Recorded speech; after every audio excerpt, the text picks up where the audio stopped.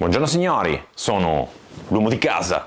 Qui dietro a me vedete la mia nuova cabina armadio. Sono seduto perché non voglio farvi vedere che cosa c'è sopra.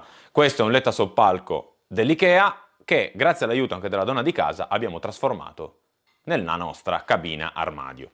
Come abbiamo fatto? Ebbene, lo scoprirete guardandovi tutto il video. Detto questo, non voglio tediarvi oltre, quindi vi invito subito a mettere un bel pollice in su, a iscrivervi al canale, a condividere questo video con i vostri amici e buona visione a tutti!